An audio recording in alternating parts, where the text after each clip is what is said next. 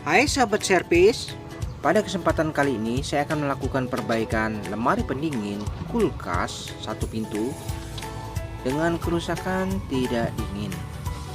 Di bagian freezer evaporator saya raba tidak ada terasa dingin sedikit pun, namun terdengar suara desiran aliran freon pada evaporatornya ini. Oke, seperti ini kondisi kerusakannya, tidak dingin. Lalu kita beralih ke bagian belakang. Bisa kita amati di tabel diagram kelistrikan serta tipenya yaitu VR161N. Dayanya 74 watt saja menggunakan refrigeran R134. Mesin kompresor saya raba bergetar mantap, tidak ada masalah. Pipa tekan saya raba tidak ada terasa panas. Lalu untuk filter dryer nanti kita cek. Oke, kasus seperti ini mungkin ada indikasi kebocoran, entah itu di kondensor atau mungkin di evaporator. Ada baiknya saya ukur dulu berapa arusnya. Untuk arusnya menunjukkan di skala 0,71 ampere. Oke, saya cabut dulu sumbernya dan kita akan lakukan eksekusi. Baik, setelah saya cabut, saya akan pastikan terlebih dahulu apakah ada kandungan gas freon pada sistem. Yang pertama, saya akan cek dulu di bagian filter dryernya ini.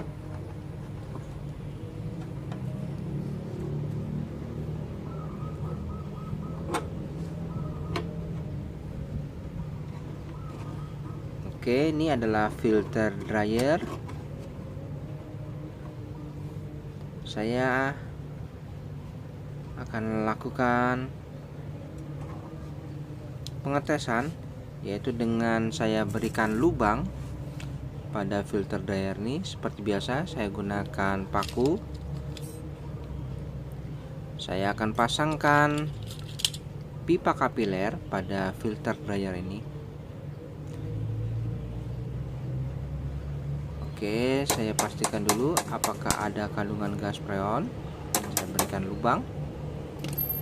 Oh, ternyata memang tidak ada kandungan gas freon. Jadi langsung saja saya berikan sedikit pipa kapiler pada lubang tersebut. Kemudian saya langsung melakukan pengelasan saja. Karena tidak ada kandungan gas freon, jadi tidak ada masalah. Saya langsung melakukan pengelasan.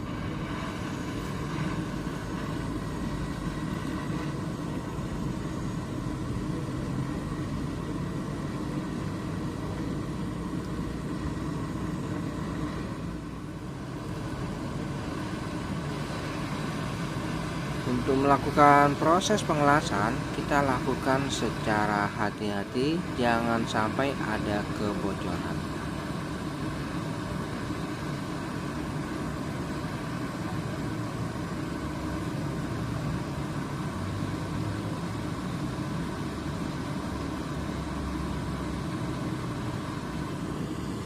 Oke, saya rasa sudah cukup. Dan untuk pipa kapiler pembuangan pada filter dryer sudah terpasang. Selanjutnya bisa kita semprotkan air agar lebih dingin.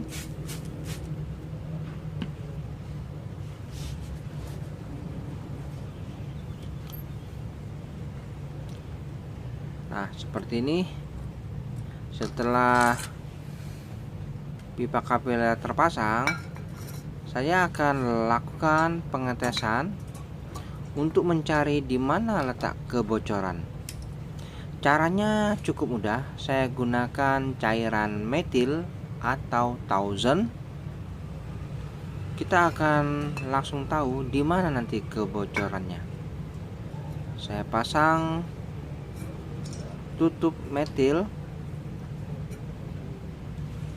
pada ujung pipa kapiler ini.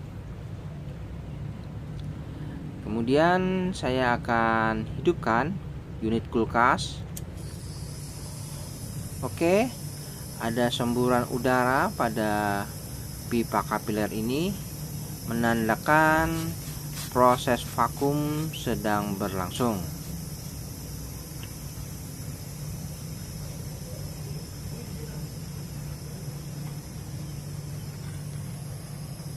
Oke, saya dekatkan biar lebih jelas proses analisa kebocoran. Dan di sini saya akan jelaskan secara detail bagaimana proses pencarian kebocoran dengan metode cairan metil. Saya berikan cairan metil. Terlihat gelembungnya sungguh cukup besar. Nah, ini kita bisa lihat dari gelembungnya saja. Diperlukan waktu kurang lebih sekitar 10-15 menit. Oke, kita perhatikan ya gelembungnya ini. Nanti kita bisa tahu di mana letak kebocorannya.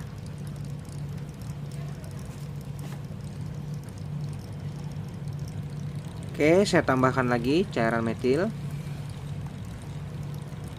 Untuk cairan metil yang gelembungnya sangat kencang seperti ini, apabila tidak ada tanda-tanda menghilang ataupun pelan, ini sudah bisa dipastikan kebocoran pada area evaporator. Namun lebih jelasnya ya kita tunggu kurang lebih sekitar 10 menit. Dan teman-teman banyak yang bertanya, bagaimana untuk mengetahui kebocoran di area evaporator? Untuk kebocoran di area evaporator itu sangat mudah ya terdeteksi, karena cairan metil ini tidak akan pernah bisa bertahan, karena selalu ditiup dan akan terbuang. Nah, seperti ini ya. Jadi banyak cairan metil yang terbuang karena semburan udara yang keluar pada ujung pipa kapiler. Dan gelembungnya ini tidak ada tanda-tanda berkurang, namun sama saja seperti ini. Sudah berapa kali saya berikan cairan metil, selalu saja ditolaknya. Nah, seperti ini ya teman-teman, tanda-tanda kebocoran di area pipa evaporator. Jadi cairan metil itu tidak bisa bertahan. Namun apabila kebocoran di area kondensor, itu yang bisa kita lihat bahwa cairan metil ini bisa kadang berhenti, kadang tidak, kadang menghisap. Nah, itu banyak versinya. Namun kalau kebocoran di area evaporator itu sungguh sangat jauh perbedaannya. Jadi bisa kita ketahui langsung. Lihat, cairan metil tetap habis dan kita tidak bisa melihat apakah gelembungnya ini mulai pelan atau tidak, ya seperti ini. Oke, saya akan tambahkan lagi cairan metil apakah masih sama gelembungnya. Nah, ini ya, saya coba tambahkan lagi. Ya, sama saja seperti awal. Gelembungnya seperti ini, tidak ada tanda-tanda berkurang.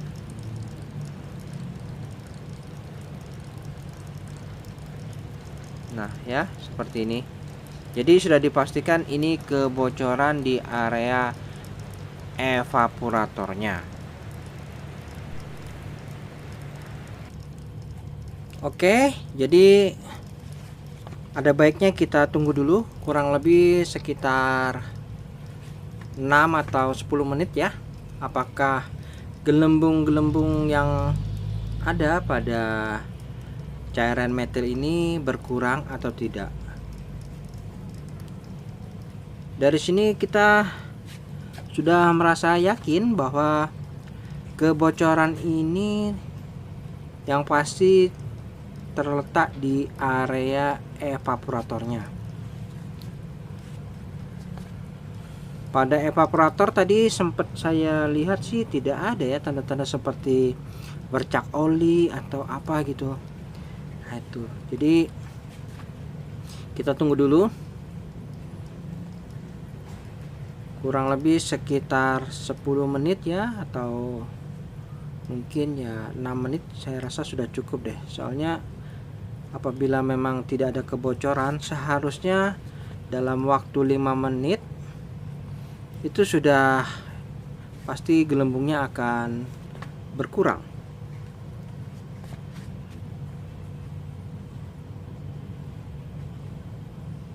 Oke, jadi untuk kebocoran di area evaporatornya sungguh sangat mudah terdeteksi, dan ini saya buatkan khusus ya buat teman-teman. Oke, saya tambah lagi cairan metil ya. Tetap teman-teman ya, cairan metil tetap berhamburan keluar karena hembusan udara yang cukup kencang. Oke, saya rasa sudah cukup. Selanjutnya saya cabut dulu apakah cairan metil ini terhisap untuk memastikan. Oke, cairan metil terhisap, artinya tidak ada gejala kebuntuan pada sistem. Dari sini kita akan langsung menuju ke bagian evaporatornya. Kira-kira di mana ya kebocorannya nih? Oke, kita amati. Untuk evapnya ini terlihat nampak bersih dan tidak ada tanda-tanda bekas tertusuk atau kebocoran. Jadi saya akan mencari di mana kira-kira titik kebocorannya ini ya. Oke, kita akan lakukan penekanan pada area evaporator.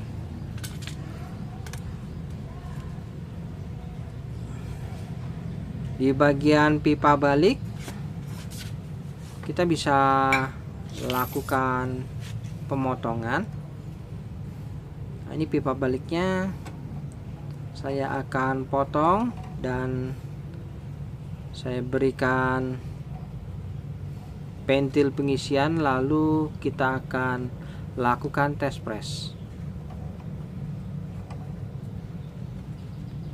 Oke, saya potong di area yang kira-kira mudah saja.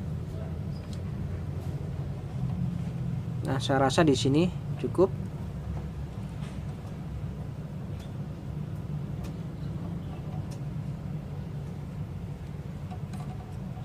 Oke, saya akan potong dulu pipa ya,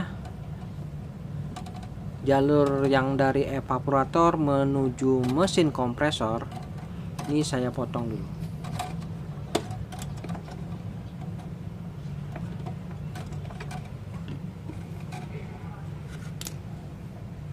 Oke, ini adalah pipa balik yang menuju ke kompresor. dan saya potong. Pipa yang menuju ke evaporator saya pasang ventil pengisian untuk melakukan penekanan di mana letak kebocorannya. Nah ini ya, saya pasang dulu ventil pengisian.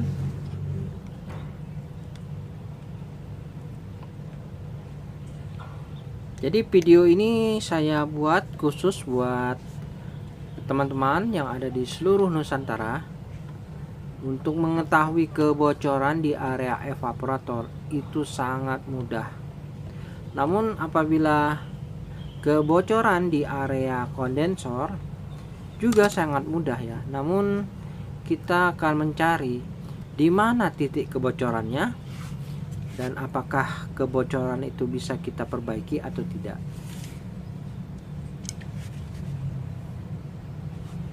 Baik, saya lakukan pengelasan terlebih dahulu.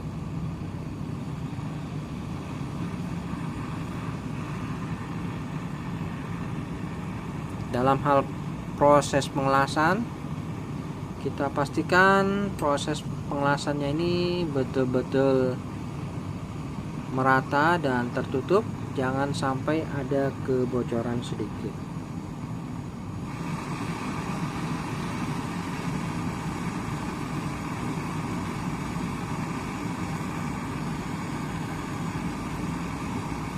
Dan kedepannya untuk proses analisa kebocoran di area kondensor akan saya buatkan spesial ya. Jadi saya jelaskan secara detail untuk versi kebocoran di area kondensor itu banyak. Bisa dari gelembungnya itu kita bisa analisa apakah ini kebocoran di area kondensor awal atau kondensor akhir ya. Dan untuk kebocoran di area evaporator itu versinya juga ada beberapa, terutama di area pipa kapiler juga berbeda proses gelembungnya. Mungkin kedepannya bila ada kesempatan saya akan buatkan juga. Oke, setelah saya lakukan pengelasan, ada baiknya saya dinginkan terlebih dahulu. Kemudian saya siapkan analyzer manifold, yang mana saya akan lakukan test press pada area jalur evaporator dengan tekanan maksimal 100 PSI.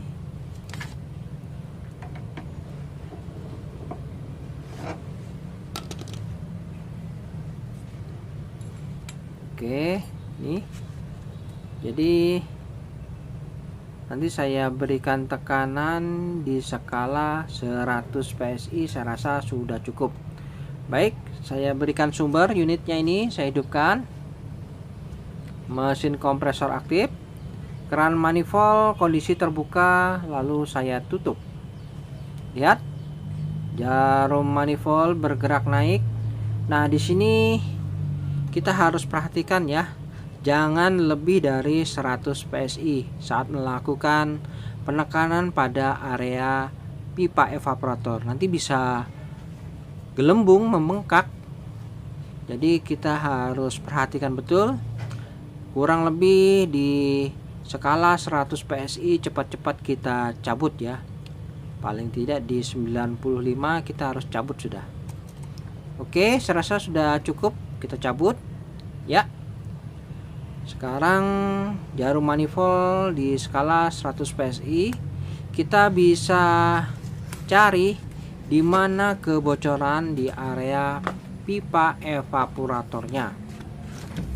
Oke, di mana ya kira-kira? Oke, ini di ruang freezer di pipa evaporator. Saya rasakan memang ada suara mendesis kebocoran, namun tidak tahu di mana letaknya nih. Oke, sepertinya di area ini. Ya, betul ya. Jadi di area evaporator di bagian samping sebelah kiri ternyata benar ada kebocoran. Sepertinya ini bekas benda tumpul tertusuk ya. Namun karena ruang freezer di evapnya ini sudah dilap, maka saya tidak bisa mendeteksi kebocoran di area tersebut. Berarti ini kerusakannya sempat tertusuk ya teman-teman, benar-benar tidak terlihat tadi.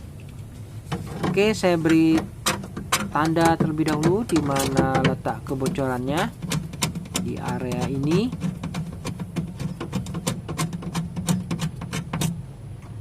Nah, ini ya. Jadi sudah ketemu kebocorannya di sini.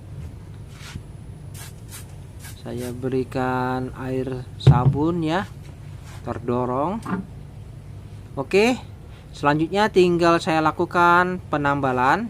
Jadi saya bongkar dulu evapnya, lalu kita arahkan menuju ke bagian bawah. Jadi posisi pengelasan tidak bisa kondisi miring ya. Saya gunakan kawat las alu platinum untuk menambal pipa evaporator. Oke, lakukan penambalan ini secara hati-hati.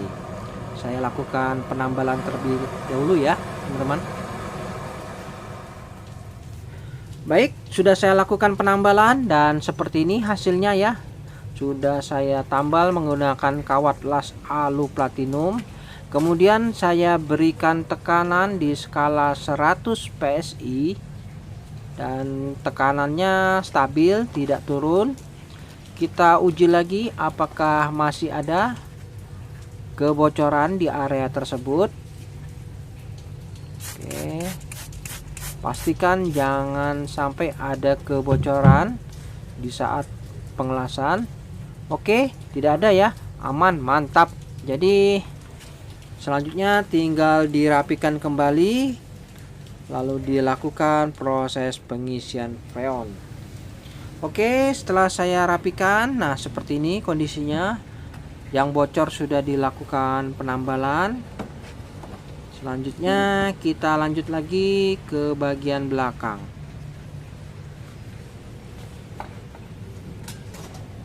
Oke, di bagian belakang tekanan stabil di 100 PSI. Kita bisa kosongkan saja ini ya. Stabil ya di 100 PSI. Jadi untuk kebocorannya sudah kita atasi, tinggal dilakukan proses pemvakuman lalu pengisian gas freon. Oke, saya kosongkan dulu tekanan yang ada pada pipa evaporator. Selanjutnya jalurnya ini saya kembalikan ke asalnya yang menuju ke mesin kompresor.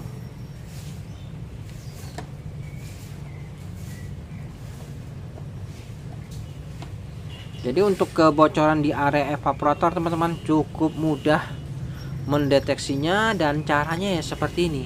Kita bisa lihat dari gelembung udara pada jalur pembuangan pipa kapiler yang kita buatkan. Apabila gelembungnya itu tidak berhenti ya, stabil konstan, artinya sudah pasti kebocorannya di jalur evaporatornya. Namun apabila gelembung itu sempat berhenti, itu yang pasti jalur evaporator itu aman teman-teman. Oke, setelah saya kembalikan, saya pasang ventil pengisian sudah ya, jalurnya sudah saya sambung kembali yang menuju kompresor. Selanjutnya kita akan lakukan proses pemvakuman. Saya berikan sumber ya, udara keluar pada jalur pembuangan di pipa kapiler pada filter dryer. Lalu di ventil pengisian ini saya pasang spuyer ventil pengisian.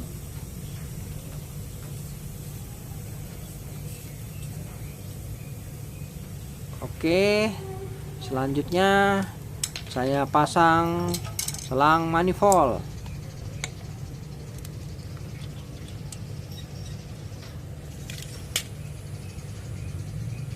Jangan lupa kita kencangkan ya, jangan sampai ada kebocoran sedikit pun.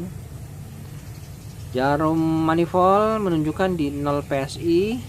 Kemudian saya tutup, perlahan akan turun menuju ke minus 30 PSI. Proses pemvakuman berlangsung.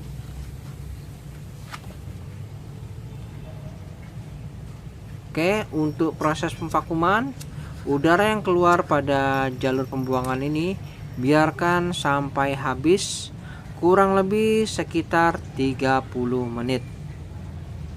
Oke, harusnya di 0,6 ampere. Proses pemvakuman berlangsung. Baik teman-teman, setelah kurang lebih 30 menit proses pemvakuman, jarum manifold sudah menunjukkan di skala minus 30 PSI. Saya rasa proses pemvakuman sudah cukup. Saya pastikan tidak ada lagi semburan udara pada jalur pembuangan. Kemudian bisa disegel.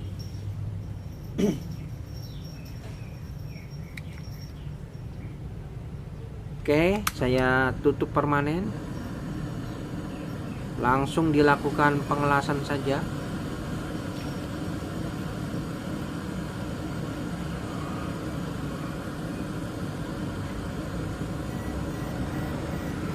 Oke, sudah tertutup. Kemudian kita akan lakukan proses pengisian freon. Saya siapkan freon Inoxplore R134. Saya pasang selang manifold menuju ke keran freon.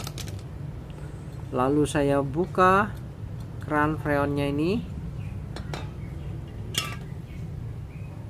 Jangan langsung mengisikan gas freon pada sistem, namun kita buang dulu udara yang terjebak pada selang manifold yang berwarna merah. Oke, saya buang dulu udaranya.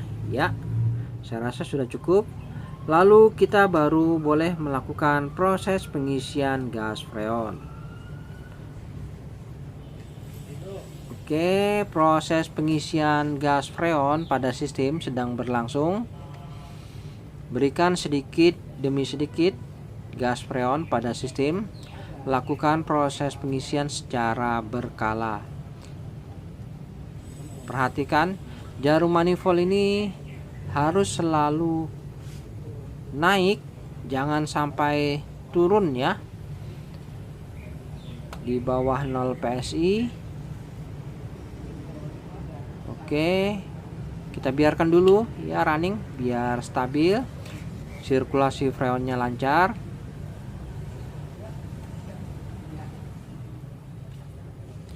Oke, setelah dilakukan proses pengisian freon secara bertahap, saat ini jarum manifold menunjukkan di skala 9 PSI. Kita bisa tambahkan lagi. Tambahkan lagi ya, kurang lebih sekitar 10 atau 12 PSI tidak masalah ya. Jadi kita pastikan jarum manifold ini stabil di 10 atau 12 PSI.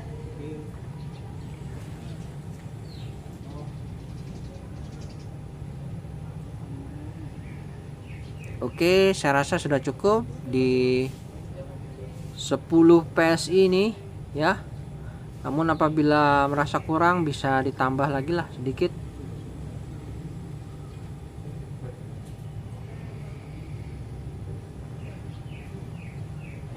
Oke, saya rasa sudah cukup ini ya. Di tekanan 10 PSI proses pengisian gas freon saya rasa sudah cukup. Filter saya raba terasa hangat, mantap. Lalu untuk arusnya di 0,69 atau 0,7 ya. Saya rasa sudah cukup untuk proses pengisian freon. Selang manifold yang menuju ke pentil pengisian saya lepas saja. Jangan lupa ditutup. Lalu kita rapikan, kita amankan agar tidak terbentur, menghindari kesalahan apabila pipa ini sampai patah kebentur ya. Oke, cukup. Dan kita akan lihat bagaimana hasil sementara kondisi evap. Oke, untuk dindingnya saya rasakan terasa hangat, mantap. Lalu bagaimana di ruang freezer?